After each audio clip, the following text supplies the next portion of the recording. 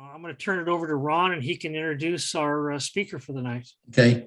I'm happy to say we got Laura Mays here tonight with us. She's assumed the director and lead instructor of the College of the Redwoods in 2011. She was in the last class that Krenov presented down there, and the first one without him, but she's got some really good views on the importance of craft and design that she's going to talk to us about tonight, and that still distinguish the work of the Krenov School. So, Laura, it's all yours. All right, thank you very much. And thank you guys for being here. So I'll share my screen. So I'm going to talk about, well, designing, but as Krenov referred to it, as composing more often than designing. I know you had a talk from David Welter quite recently, who was the shop manager at the Krenov School for 30 years. So I know you now have a background in understanding Krenov's work and where he was coming from. So I won't go into that too much. I'm mostly going to talk about the approach of the Krenov School and also my approach, and they overlap a lot. Basically, they're one and the same thing. So that's what I'll talk about. And really, first of all, just thinking about the difference between just this word choice between designing and composing. Why make this differentiation? Krenov preferred the word composing than designing when you're starting off a piece of furniture. And it's kind of interesting to think why. For one thing, composing just sounds more, comes from music. It sounds more kind of like arty is one thing. It doesn't sound as design we tend to think of as being towards production, towards industrial production, and towards a division of labor. Like one person designs, then it goes to the next person and they do the next stage, and then the next person does the next stage. And there's a point at which you hand over your drawings or whatever information you've gathered, you hand it over and it's not yours anymore. Whereas the kind of work that we do at the school and that Krenov did and that I do, the one person is engaged in the same project all the way through. And so instead of design happening as this kind of single phase of a project, it's imbued throughout the process. And it doesn't just, you're not just thinking about the shape, the form of the thing, but also all those small decisions that feed into the final objects, like the grain of the wood, or how you carve a handle, or just these very small decisions that would be almost too hard to specify in an industrial situation, that they are important in this type of work. I am not by any means, denigrating design as a profession or anything like that. I trained as an architect, so obviously I know that an architect at a certain point hands over.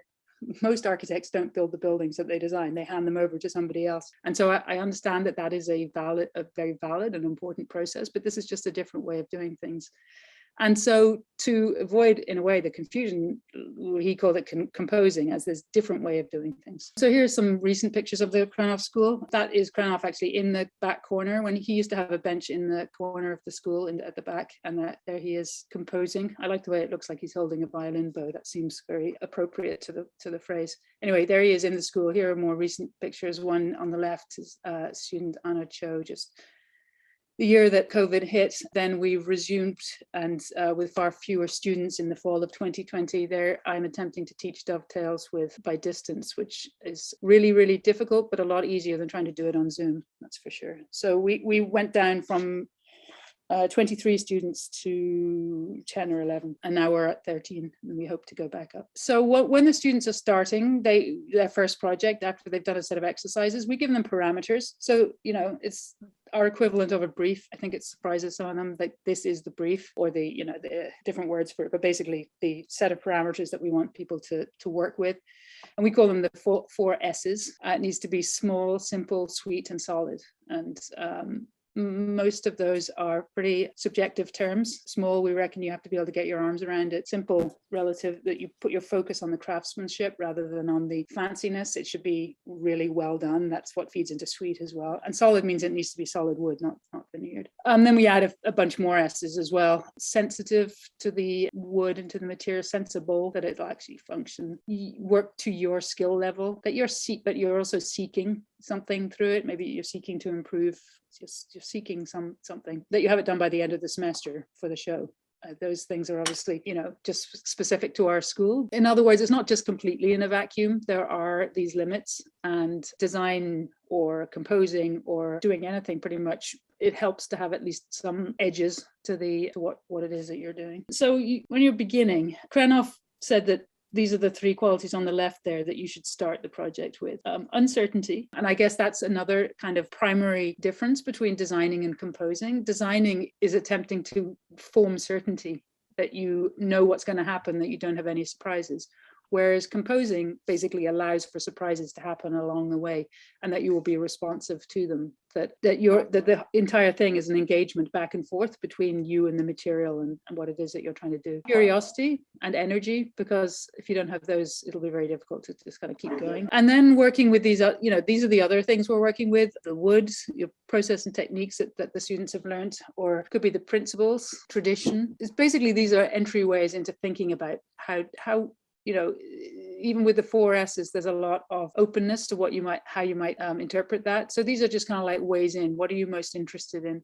By principles, I usually mean something like formal principles, like almost dualities, like heavy, light, or open, closed, or angular, soft. Kind of these by formal, I mean associated with form, with the shape of the thing.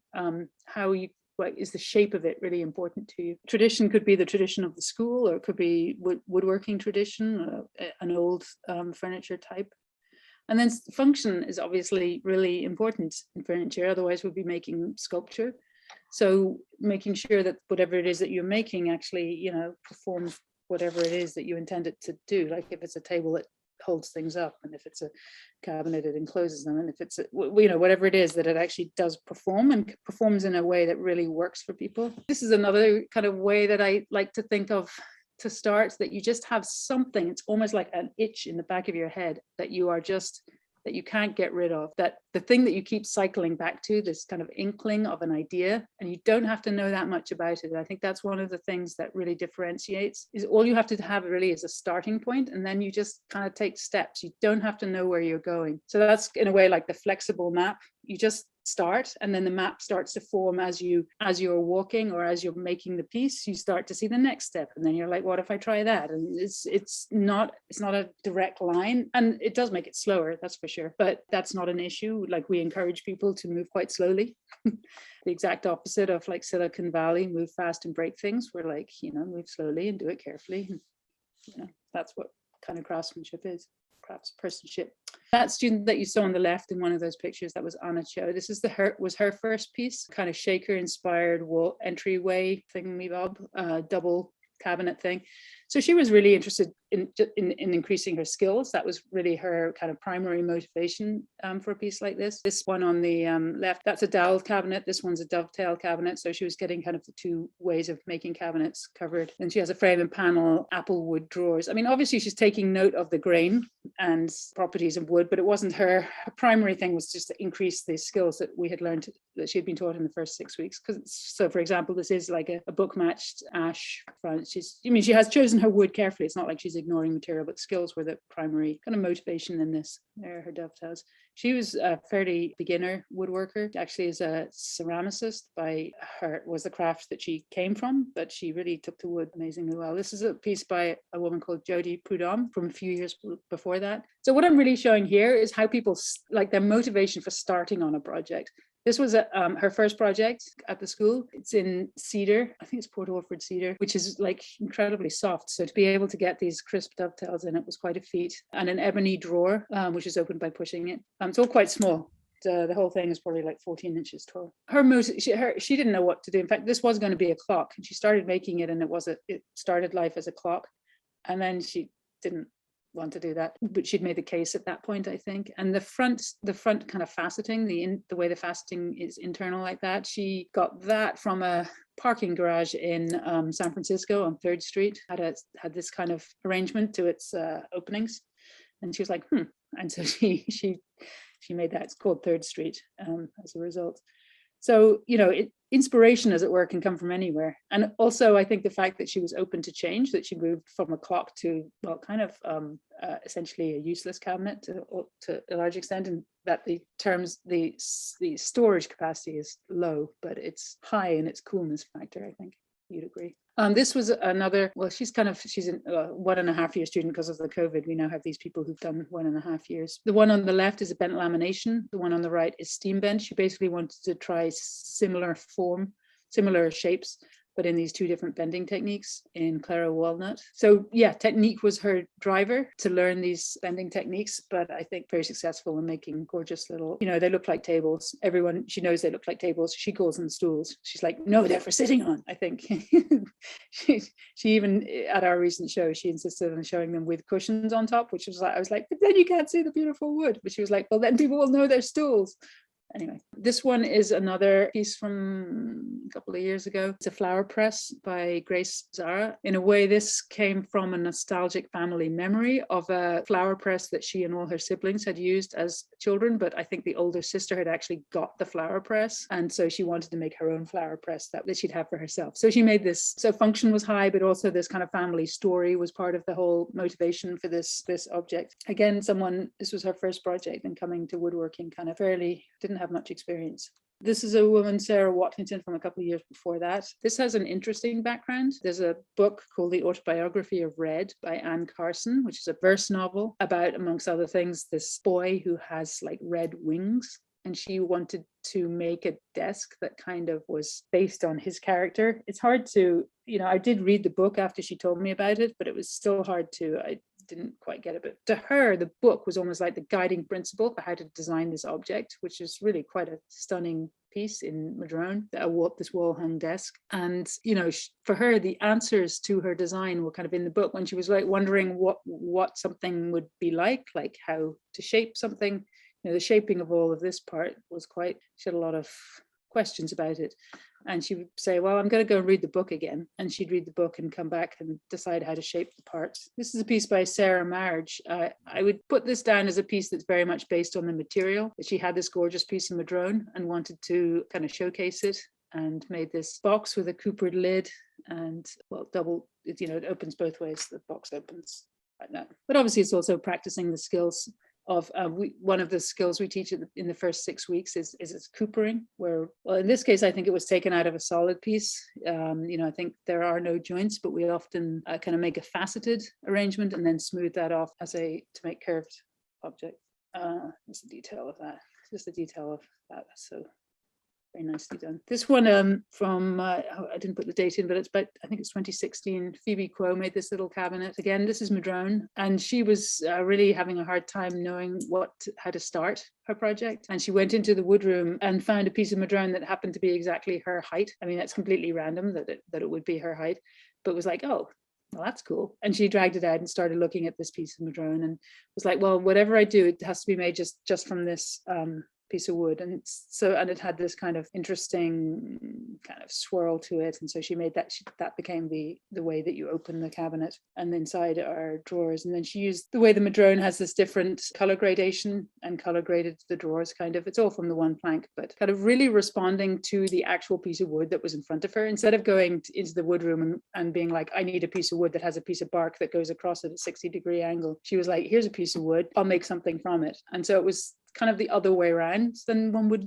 generally think of designing. It was responsive as opposed to imposing her will on it. This is a piece by Brianna from that same year, maybe the year after. And hers is much more driven by the shape. She wanted to make this cool kind of like cabinets that there it is closed, there it is open. So, the cutting, this surface is basically like a turned plane, like cutting through a solid box, which is in fact how she did it. She actually made the box all in one and then sawed it in half on the bandsaw, like rotating it as she cut it. Amongst the most nerve-wracking things I can imagine doing. How much time did students spend studying the sources of the material?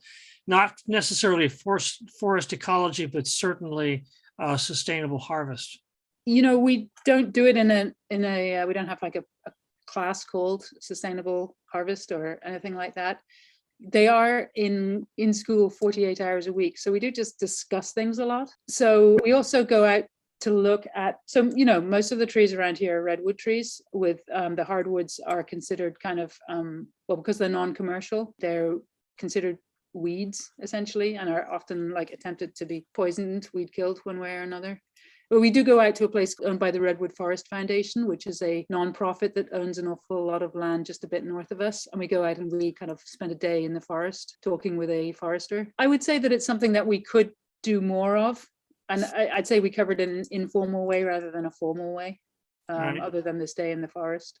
The other question has come in, was that single board madrone cabinet. Yeah. How was that joined? Was that joined with dowels? That is doweled, and that's why there's this very slight chamfer along here. There may be wood movement. This piece they may not stay flush through the seasons. Yeah, it's doweled, and it's unusual. We usually encourage students to put a little overhang of some kind, even if it's very small, 16th or 32nd even, and not have them flush. But she was very intent that she did want them flush. And that's why we encourage her to put this little chamfer into, just because things don't stay flush when they're solid wood. And the chamfer will kind of like hide, I guess, or at least accommodate that difference that might happen over time. We also would probably, in this case, cheat the dowels inwards a little bit, not have them in the center of the board here, but have them just off center, just a little closer to get away from the end of the board. Sometimes you get glue actually coming out the end grain of wood if you put the dowels too close to the end. When it comes to chairs, we really encourage first year students. So the woman on the right is Kat Wong. And the woman on the left is Sarah Watlington, the woman who made the desk earlier. We encourage them to use existing models if they can, like existing chairs if they can. Kat, she took a shaker chair and kind of adapted it. So she was kind of taking an existing chair. Sarah, on the other hand, just designed her own chair from scratch, which we really only encourage second year students to do because it's so much more difficult.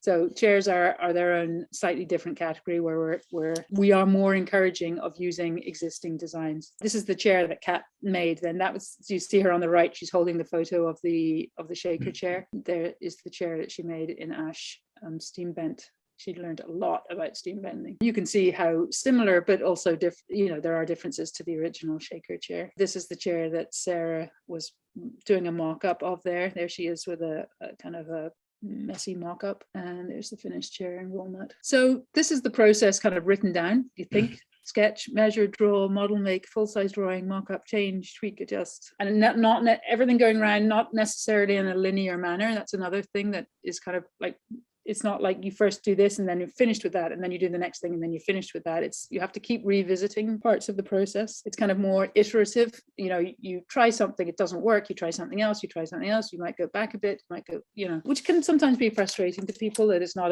if they're very linear thinkers, that you have to be more adaptable and just basically adjust as you go along. And then get wood and then make the thing, whatever that involves, the joinery, the bending, whatever, upholstery if necessary. And then you sit on it and you think about it again and then you go around again in the circle.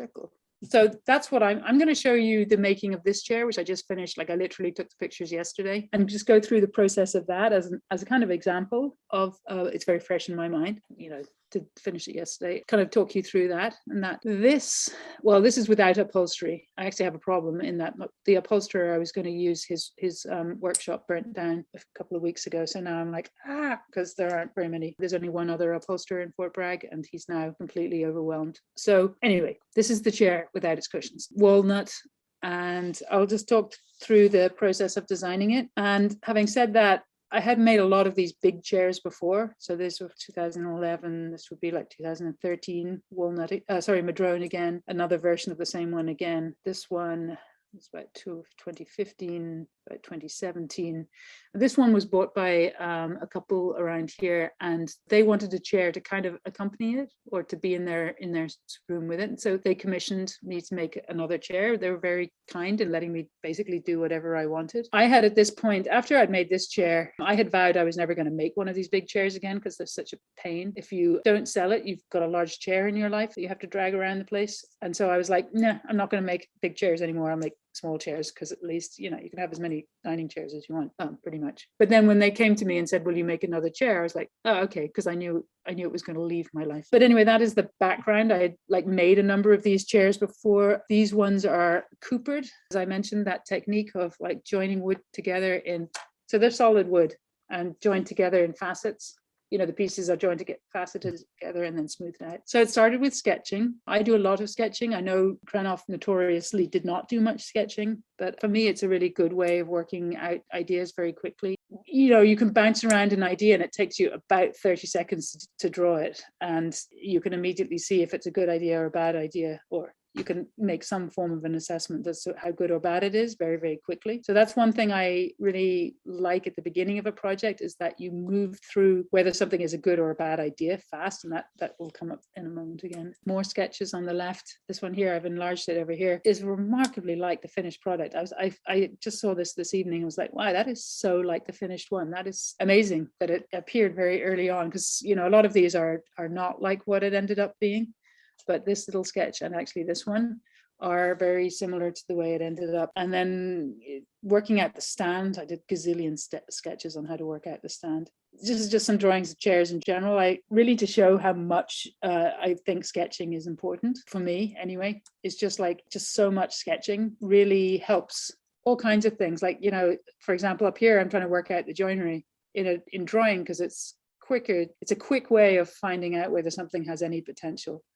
It's not a sure way, because you have to do it for real, but it's a good way of assessing its some degree of its potential. So the next stage I always go to is a measured drawing to scale. I always do 1 to 5 of chairs. I work in metric because I was trained in Ireland where we use metric, and I have to say I don't envy you for your inches. They seem like an awful pain. I make a 1 to 5 model, and if I've always made models the same scale, which actually makes it much easier to compare like one model with another. So making a scale drawing still doesn't have to be very sure, but I have at this point assessed like seat height and width, and just trying out making sure that the proportions work out the way they did in the sketch. And then the next thing I do is make a little model, a 1 to 5 model, based on that 1 to 5 drawing. So here's a little model in poplar. Then I started making a model in walnut, and the 1 to 5 drawing is very useful. I actually literally lay the parts on top of it as the model making technique. So I have another piece of tracing paper on top so that it doesn't stick to it, but I just super glue the parts on the drawing and then pull the paper off, and it's a way of keeping the model scale. And then made a little walnut model and got a little redwood cushion in there. It was a scrap, so it had a dowel hole in it already. So that's the 1 to 5 model. This is a video of, I've made so many 1 to 5 models of chairs. There's a whole bunch of models of chairs, and you can see that they all start, but having them all the same scale like that, I can kind of assess them relative to each other. And it's obviously a lot quicker than making a full-size mock-up. Very quick way of assessing the viability of a potential future chair. There's, for example, a chair I made with the model. You can see how similar it is to the model. There's a couple more. Stool I made with its model.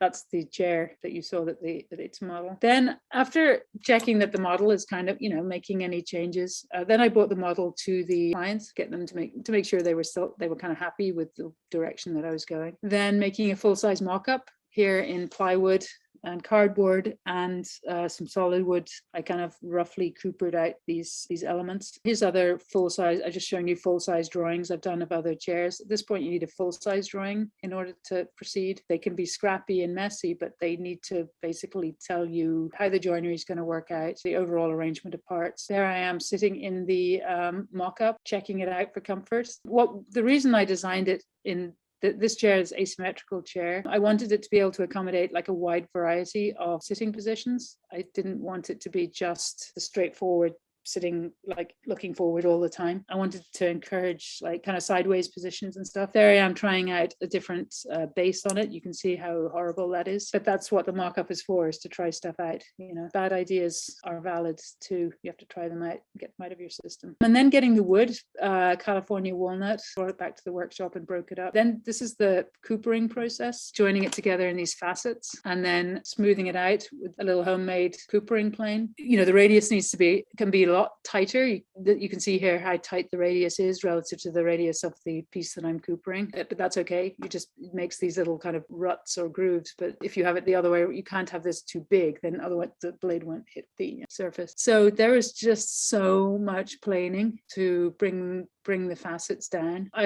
One of the challenges with this piece was keeping track of the wood to keep all the parts from beside each other in the board. And things like that are kind of like part of the composing, because they're really important to the finished piece. If I had picked random bits of walnut, it would have looked different. Like keeping the parts together and keeping track of them is what makes it what it is. And so that's what I mean by really that the designing is going on, the composing is happening throughout the process. So the choosing of the bits of wood is as important as the shape, as the overall shape. There, more planing, like I say, so much planing. Gluing up, of course, is a real challenge on these curves. Working out how to get the pressure to go right through the center of the joint. Then started to think about the edges. I also wanted the edges on this piece to be really kind of interesting. So here I'm just there. Yeah, it's not very interesting. It's square. Although, because the piece curves square, it's, square at any given point, but then I, as you see in the end, that was that piece there going there. In the end, I went for this very soft on one side and kind of beveled on the other side edges. I really, as I say, the edges were important there. That's like that sketch from the beginning. That's what I meant by I was surprised how in the end it turned out so similar to something I had sketched at the very beginning. This part is made from one board. All the lower part is made from another board. So to try and make sure that there'd be like color matching throughout. Things like making sure that the curve runs this way. It's kind of, you have to just keep your wits about you to keep the grain all kind of running in the same direction. As I said, the board was only 14 inches wide or something. So it's not exactly, I think that's going to there. Then there's another board, another part of it's all from the one long board, but different parts of the board to try and keep the color matching as similar as possible. This element came in kind of late in the game or later in the game when I realized that this kind of table thing out to the side is pretty strong, but if someone was to like sit on it at a party or something, bad things might happen. So I put in this kind of like support system here. So this is a tapered lamination. It's made of, I think, 14 laminations that vary in thickness, so that, and then when you glue them up, that makes them all thicker at this end than this end, obviously. Detail of that. So that kind of, it just sits on there. There's no fixing between there. It's basically just supporting that little table thing out to the side. I put a little bit of texture on the top of the legs there, just for something fun for you to discover as you're sitting in the chair. You just kind of reach down and might feel this little bit of texture at the top of the front legs. There's me sitting in it sideways. Like I say, and the cushion, these are not the finished cushions. As I say, I haven't found an upholster. This is just kind of ratty foam that I put in there to sit on, just to get the right heights and things like that. That was the end of that kind of whistle-stop journey through that chair design, or chair project, I should say. My intention really is to show you how kind of integrated the process is and how not kind of divided into, now I have my designer hat on, design the chair, throw it away. Now I have my woodworker hat. How they're mixed in together all the time. Me being the one person means that it is a fully integrated and kind of holistic process, which is kind of what drew me to woodworking in the first place. One of the things I found deeply frustrating about architecture was going on site and there'd be a bunch of guys, like inevitably they were all men, and I was like a 23-year-old woman, and you're supposed to tell them what to do, and I just felt terrible. I mean, aside from the gender, age, power disparity, because there's this weird power in that the architect has power but also doesn't.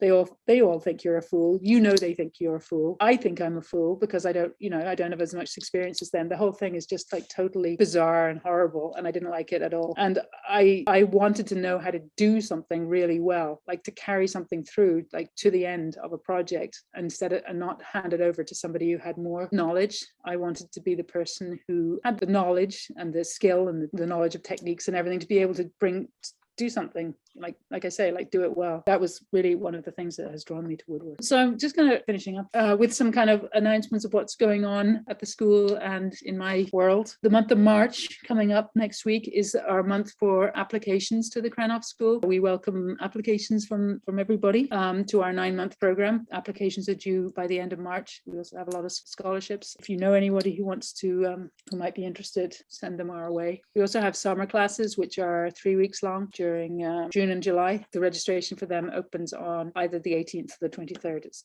priority registration opens on the 18th. One of the things that's really important to me is having a diversity of woodworkers that, woodworking has tended towards the male and the white. To open that up to as wide a group of people as possible, to a wider group of people, I think is really kind of interesting, important. It's something that I want to help at the Krenov School, is to be as welcoming as possible to as wide a group of people as possible.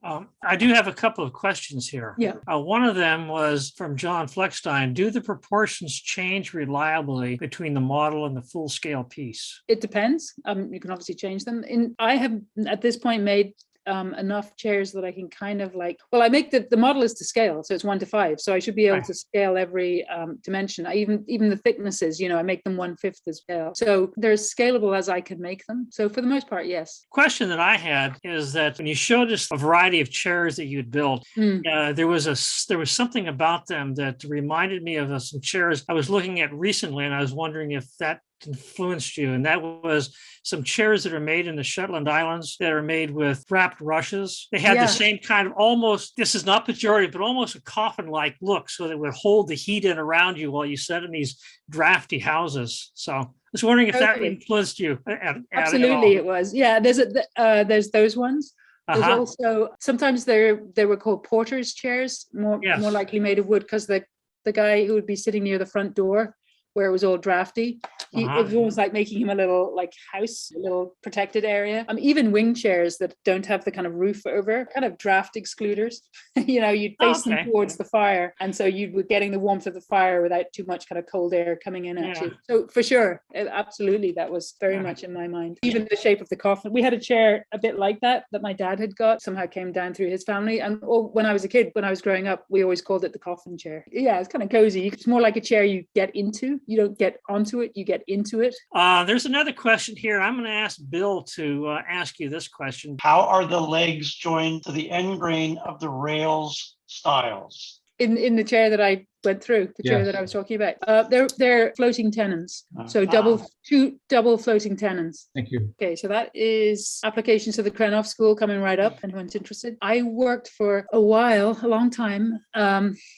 Well, as part of this project of bringing more women into woodworking, a project called Making a Seat at the Table. And we had a show in Philadelphia in 2019 of 44 women woodworkers at the Center for Art and Wood. The show was at there. And after it, we started working on a book, and we got quite far. We interviewed quite a lot of women. When the pandemic hit, I just couldn't be a co-author. What with teaching and being homeschooling my daughter, it just all got too much. And so at that point, Deirdre Visser, who had co-curated the show with me, and we'd started the book together, she finished off the book, and it is being published next month. It's a book looking at woodworking through the lens of women woodworkers, which you might think might be a very short book given the numbers, but actually there's more to say about it than you might think.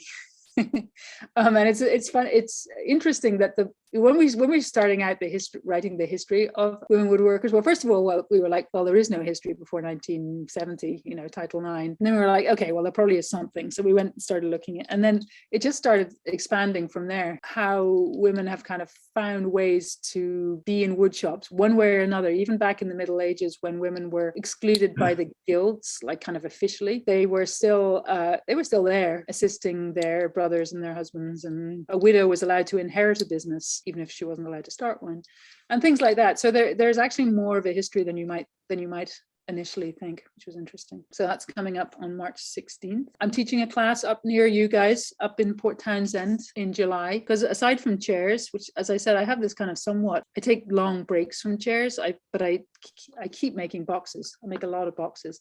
So I'll be teaching a box class up there in Port Townsend for a week. On the left, I'm part of this show called Small Acts that's curated by people who call themselves Craft Desert down in San Diego, coming up on March 13th. That little box there will be in it. Everything in that box is 11 degrees off of 90, just for fun. It took me a long time to come up. I've come up with what I think is a really good method of making angled dovetails that doesn't involve tearing all your hair out. So that's my Instagram is Laura B. Mays, Facebook, website. Also the Instagram of the school, Facebook of the school, and the website of the school, if you're interested in seeing what students are up to. And we have shows twice a year. I know we're quite a long way away from each other, but we have a show generally at the end of January. So we just had that a few weeks ago, and one at the end of May, towards the end of May. There'll be one in Mendocino. And that's me. Thank you for listening, and I can take more questions. What kind of finishes do you guys like to put on your stuff? We typically have two go-to finishes. One is shellac and denatured alcohol, and the other is some form of an oil-based finish. I've recently got into Osmo and really, really like it, but we treat all those things kind of the same. Liberon, oil, wipe on poly, all of them, just,